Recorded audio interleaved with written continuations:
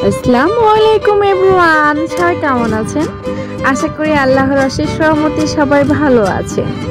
একটি সুন্দর রেসিপি নিয়ে চলে আসলাম, ভর্তা রেসিপি।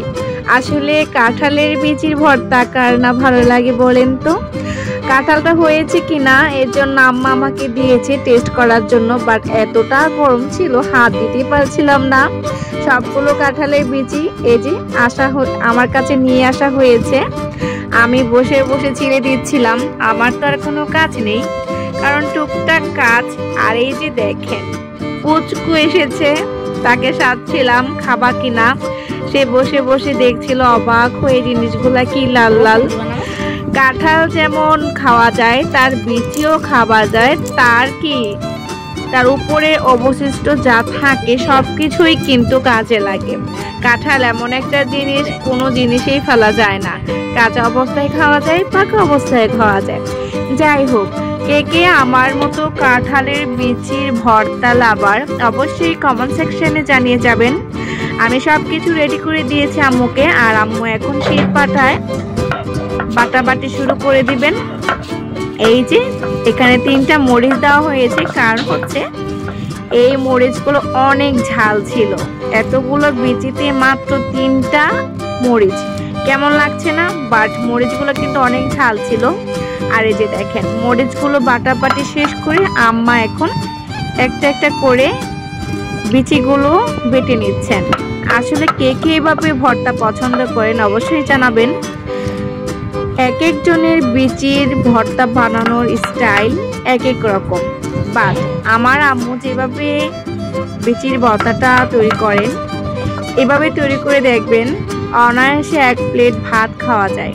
আর এখানে আছে ধনিয়া পাতা, তার সাথে আছে পেঁয়াজ, মানে কাঁচা পেঁয়াজ, এটা দেওয়া হবে।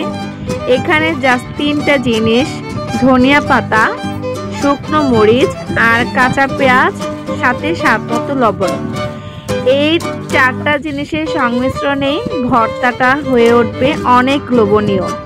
আর এইভাবে কাঁঠাল বিচির ভর্তাটা আমার আম্মার হাতে অনেক স্পেশাল। আমাদের বাসায় আমরা সবাই পছন্দ করি। অনেকে ব্লেন্ডারে দিতে পারেন, বাট ওই টেস্টটা পাবেন না। এই যে দেখেন ধনিয়া পাতা বাটা হয়ে গিয়েছে। এখন একটা করে পেঁয়াজ ছেঁচে নেবেন। এটা একটু আস্তে আস্তে থাকবে, খেতে কিন্তু দারুণ লাগবে। আর একটা কথা, এখানে কিন্তু এখনো লবণ দেওয়া হয়নি। আগে মরিচটা বাটা হয়েছে, তারপরে বিচিগুলি, আর তারপরে ধনিয়া পাতা, এখন হচ্ছে পেঁয়াজ।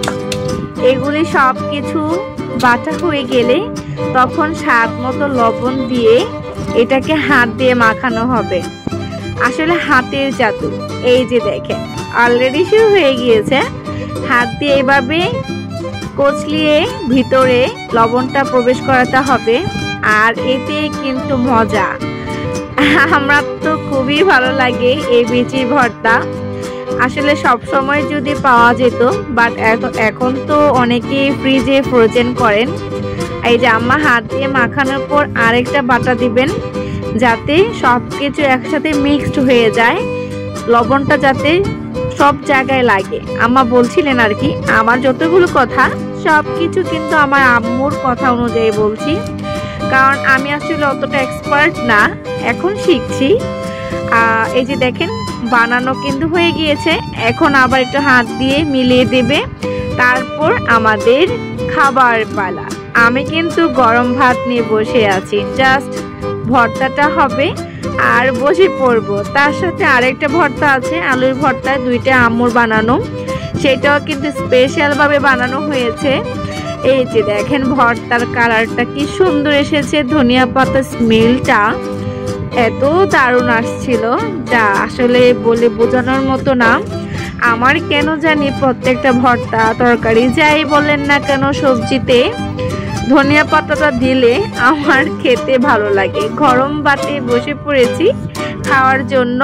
এই যে দেখেন এভাবে দিয়ে ভর্তাটা নিয়ে তার সাথে গরম ভাত খেতে যে কি মজা, যে খেয়েছেন সেই বোঝেন।